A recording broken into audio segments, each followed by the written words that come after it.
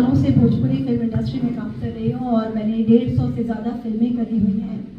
जी, जैसा कि आपने सवाल किया अश्लीलता को लेकर भोजपुरी में, तो मैं ये कहना चाहूँगी कि ज़्यादातर अश्लीलता के बारे में वो बात करते हैं जो भोजपुरी फ़िल्में पूरी तरह से देखते नहीं हैं। क्योंकि अगर भोजपुरी फ़िल्में देखेंगे तो भोजपुरी का जो कल्चर है, भोजपुरी की जो वहाँ की जो परंपरा है, वो चीज़ें हम लोग बहुत सारी चीज़ें फ़िल्मों में दिखाते हैं। उसमें अच्छे-अच्छे सोहर गीत होते हैं, उसमें विदाई गीत होते हैं, उसमें बहुत से तमाम अच्छे-अच्छे कजरी होता है, बहुत प्यारे-प्यारे गीत होते हैं।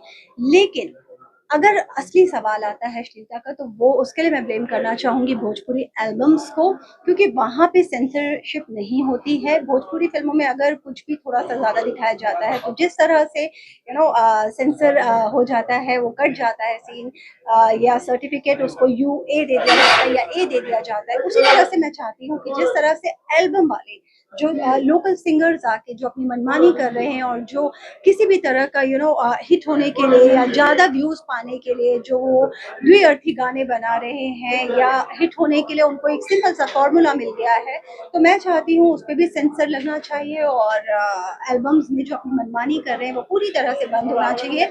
क्योंकि मैं पर्सनली कभी भी इन चीज़ों को सपोर्ट नहीं करती हूँ। मैं चाहती हूँ भोजपुरी जो एक्चुअल भोजपुरी है, वो ही जैसे नदिया के पार एक मूवी आई थी, नदिया के पार आज भी हम जब देखते हैं या उसके गीत सुनते हैं, हमें बहुत ही अच्छा लगता है, कहीं न कहीं हार्ट टच करता है। तो सिमिलरली भोजपुरी के तमाम बहुत ही सारे बहुत प्यारे-प्यारे गीत होते हैं जो आप आज भी हमारे दिलों को छूते हैं, तो एल्बम पे सेंसर होना बहुत ज़रूरी है। जी, मुझे बहुत खुशी है कि मैं आज पूर्वांचल के मंच पर हूँ और आज छठ के अवसर पर जिस तरह से छात्राओं को सम्मानित किया जा रहा है, उनको पुरस्कार दिया जा रहा है, तो अपने आप में बहुत अच्छा फ़ील कर रही हूँ क्योंकि मैं भी एक फीमेल हूँ, एक लड़की हूँ और जब लड़कियाँ आगे बढ़ती हैं तो एक एक खुशी-सी महसूस होता है कि हाँ, अब लड़कियाँ भी पीछे नहीं, अब लड़कियाँ भी लड़कों के साथ कदम से कदम मिला के आगे चल रही हैं। का जो कल्चर है वो बिहार और झारखंड से निकल कर राजस्थान तक आ गया। उसी तरह से भोजपुरी इंडस्ट्री जो है वो निकल कर बाहर क्यों नहीं आ रही?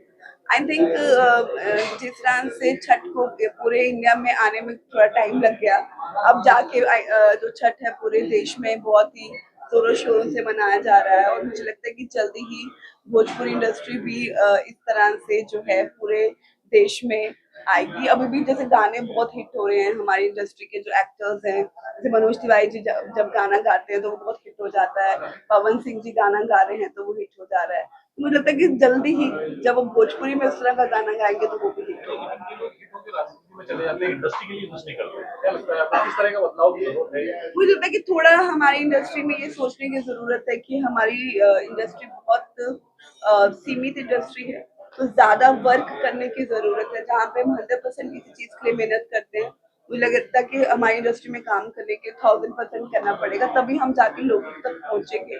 क्योंकि ऐसा नहीं हमारे पास ऑडियंस नहीं है, बहुत सारे लोग हैं जो दुबई में काम कर रहे हैं, बहुत सारे लोग हैं जो बिहार यूपी छोड़ के दिल्ली राजस्थान बॉम्बे, मैं जम्मू से हूँ तो जम्मू में बहुत लोग हैं जो वहाँ से काम कर रहे हैं, तो आई थिंक थोड़ा जोर लगाने की जरूरत है, हो जाएगा आई थिंक। जैसे तो कहते हैं एक बिहारी 100 के बारे में। बिल्कुल एक बिहार से वो इस इंडस्ट्री पे क्यों नहीं लागू हो रही? जल्दी होगा मुझे लगता है। जैसे ही यूपी सरकार पहले सब्सिडी देती थी और अब बिहार सरकार ने सब्सिडी देना शुरू किया है, तो आई थिंक ग्रो कर रही है कहीं ना कहीं और मुझे लगता है कि आने वाले टाइम पे चीजें और अच्छी और बेहतर होंगी भोजपुरी इंडस्ट्री।